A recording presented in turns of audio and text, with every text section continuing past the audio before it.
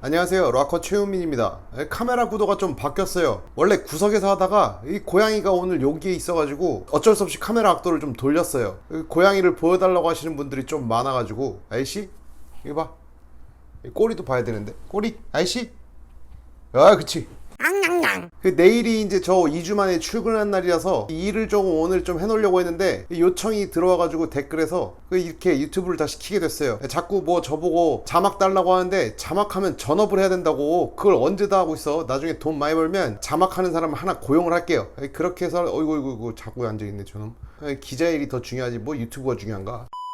제가 2주 전에 추석 특집으로 진행했던 그 기사 관련해서 제가 유튜브를 하나 찍었는데 거기에서 살생부 9명을 공개했잖아요. 근데 이런 댓글이 있었어요. 아 그러면은 조금 잘한 놈들도 좀 있지 않냐, 그거를 좀 공개. 잘한 사람이 있겠어요? 다 망했지. 근데 우리가 그런 말 있잖아, 젖잘싸라는 말. 졌지만 잘 싸웠다 뭐 이런 거지. 뭐 이런 사람을 좀 뽑아달래. 그게 무슨 의미가 있어. 근데 달라고 하니까 제가 할게요. 제가 말씀드렸듯이 21대 총선에서 보수세가 강한 곳과 진보세가 강한 곳을 제가 구분을 했었습니다. 그 어떻게 했냐면 정당 투표에서 소수 정당을 제외한 다음에 국민의힘 혹은 더불어민주당 혹은 열린민주당 이렇게 열광 지지층만 뽑아서 다시 백분율을 재분배했어요. 그렇게 하면 상황이 흔들리더라도 국민의힘을 찍는 사람과 더불어민주당을 찍을 세가 정확하게 나오거든요.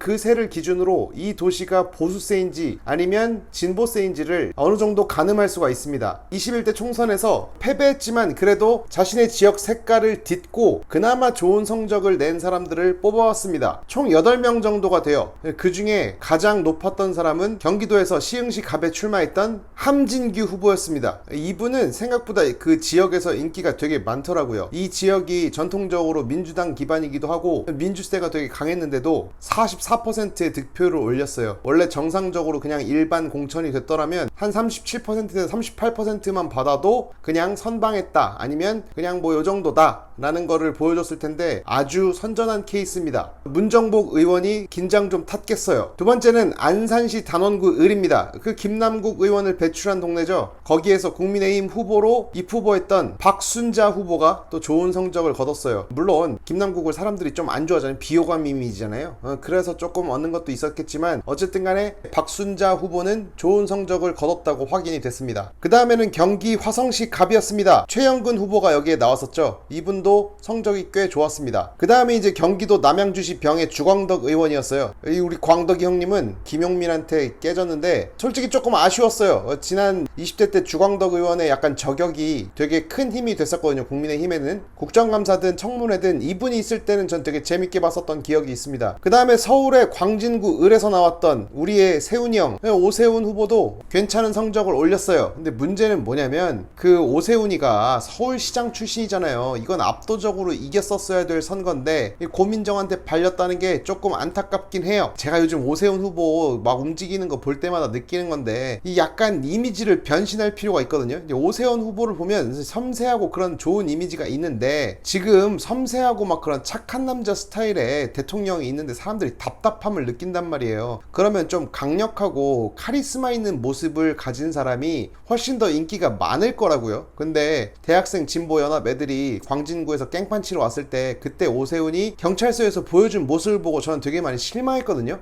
경찰서 가가지고 아 경찰 여러분 이거 안 하고 뭐 하고 계십니까? 이게 아니잖아요. 가서 그냥 경찰서 가서 깽판을 쳐야 된다고. 그게 갑질로 비춰진다는 게 아니라 제대로 된 공권력을 행사하지 못하는 경찰에 단호하게 대응하는 모습을 보여줘야 돼요. 오세훈 정도면 어떠한 지위를 가지고 있지 않다고 하더라도 오세훈이란 이름을 가지고 가면 어디에서도 그렇게 푸대접을 받지 않거든요. 그러면 압박하는 모습을 보여줘야 되거든요. 그런 데서 사람들은 시원함을 느끼는데 너무 온순하게 대처하다 보니까 너무 약한 남자 이미지다 약간 이런 게 저는 되게 뇌리에 박였거든요. 똑바로 싸울 수 있는 사람을 원하잖아요. 고양이가 이쪽으로 왔으니까 카메라를 다시 돌릴게요.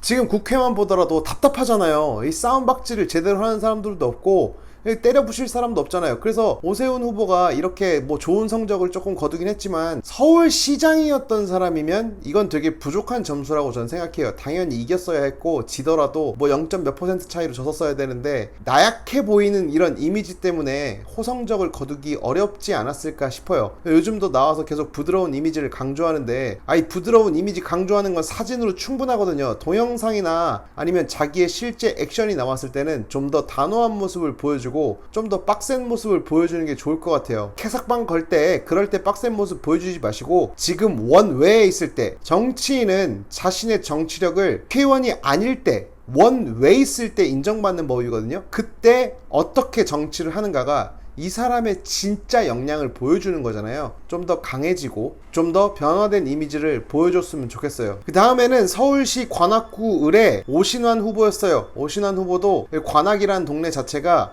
진보세가 매우 강한데도 생각보다 좋은 점수를 얻었습니다. 그 다음이 세종시의 김병준 할배였어요. 할배 요즘 잘 계시는지 모르겠는데 저는 사실 개인적으로 병준 형님을 되게 좋아합니다.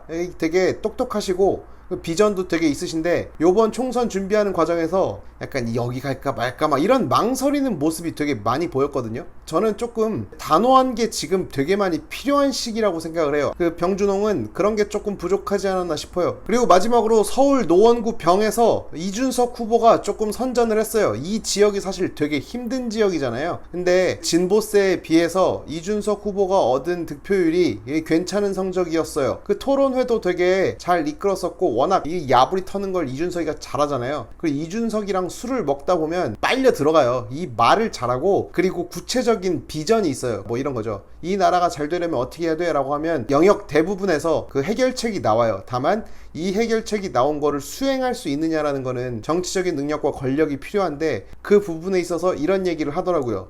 이거 이렇게 가야 되는데 과연 우리 한국 사회에서 이걸 받아들일 수 있을까? 뭐 이런 이야기를 하면서 고민을 하는 모습을 보면 되게 제가 같이 술을 먹으면서도 이 사람 참 괜찮은 사람이구나 라는 생각을 많이 했었어요. 다만 이제 말이 너무 빨라가지고 말 좀 천천히 하라고 제가 맨날 갈구는데 뭐 그 사람이 내 말 듣겠어? 하버드 나왔는데 뭐 이 정도로 해서 그나마 졌지만 잘 싸웠던 사람들 8명을 뽑아봤어요. 뽑은 것도 아니야. 그냥 데이터 돌려가지고 그냥 제일 성적 잘 나온 사람들 쭈르르 불러드린 거예요. 이 사람들은 지역구에서 좀만 더 개기고 서울시랑 대선에서 국민의힘이 좋은 모습을 보여준다고 하면 다음번에는 더 좋은 성적을 거둘 수 있지 않을까 싶어요. 이 중에 오세훈 후보 같은 경우에 대통령 선거도 이제 꿈꾼다고 하는데 자기 지역구에서 진 사람이 대통령 선거 나가는 건 좀 그렇다고 생각하긴 해요. 근데 그렇다고 해서 뭐 딴 데 갈 때도 사실 잘 없지. 뭐 그렇긴 해. 그지 않아 아저씨? 넌 잠이 오냐? 지금 나라가 망해가는데? 잠이 오니? 댓글로 좋은 컨텐츠 아이템 주셨던 분 궁금함이 좀 풀리셨는지 모르겠습니다. 댓글로 이런 포인트를 몇 개 집어주시면 제가 그 중에 이야기를 만들 수 있는 거라고 판단하면 이렇게 짧게 많이 만들어 드릴게요. 그래서 여러분들이 좀 더 정치를 좋아하시고 정치를 좀 더 쉽게 다가갈 수 있다고 하면 제가 이 한 몸 불사질러서 이런 거 자주 할 테니까 재밌는 댓글도 많이 주시고 아이디어도 많이 주세요. 댓글에서 자꾸 뭐 너 왜 박근혜 네 친구냐? 뭐 이런 신분인데 저 문재인한테도 문재인이라고 하고요. 추미애한테도 추미애라고 해요. 추미애가 뭐라고 하길래 추미애 보고 제가 그랬어요. 뭐 개소리 하냐고. 그래서 그거 조선일보에서 쓰고 그랬거든요. 그러니까요. 저한테 자꾸 뭐 누구 대통령님 이렇게 하지 마세요. 저도 이거 유튜브 해서 우파코인 어떻게 빠는지 알거든요. 여러분들이 원하는 소리 딱딱 만들어줘서 돈 버는 법 나도 알아요. 그거 내가 모르는 거 아니야. 저는 종합상사 출신이에요. 장사꾼 출신이라고. 어디에서 돈이 나오는지 제가 정말 잘 알아요. 근데 제가 그걸 왜 안 하겠어요. 저는 기자잖아요. 사실을 먼저 전하고 최대한 객관적인 입장에서 떨어져 보는 거예요. 나는 그냥 유튜버가 아니야. 난 기자야. 그게 내 직업이라고. 그게 내 직업 윤리예요. 약간 그렇게 생각하세요. 이 조선일보 보다가 나도 가끔 한겨레 보면서 중화를 좀 시켜야지. 나 한겨레도 맨날 보다가 조선일보도 가끔 보면서 중화시켜야지. 그런 중화시키는 역할을 제가 하고 싶습니다. 최대한 여러분들이 객관적인 시선으로 사안을 바라볼 수 있도록 도와주는 사람이 되고 싶습니다. 저는 돈 많이 벌어갖고 막 이런저런 거 하는 거 그런 거 별로 안 좋아하고 그런 삶을 원하지도 않아요. 제 거 유튜브 보면 알잖아. 저는 제 멋대로 살고 우리나라 사람들이 좀 더 덜 스트레스 받고 살 수 있는 환경을 만들기 위해서 사는 거지 뭐 이렇게 돈 많이 벌려고 이런 거 하지 않아요. 돈 많이 벌 거였으면 예전 직장에서 계속 그냥 대충 살았겠지. 지금 내 동기들이 나보다 두세 배는 더 버는데. 아무튼 알겠죠? 그러니까 오늘 일요일이니까 잘 주무시고 다음 주도 일 졸라 열심히 하시고 으쌰으쌰해서 어떻게든 잘 살아봅시다. 다음 주부터는 마스크 제대로 안 하면 이제 10만원씩 벌금 때린다고 하니까 마스크 꼭 쓰세요. 건강관리도 좀 하시고 운동도 많이 하세요. 저는 이제 일하러 갑니다. 다음 주에 풍덩 빠져볼게요. 빠이. 야 아이씨 일어나. 인사해. 인사. 안녕. 안녕.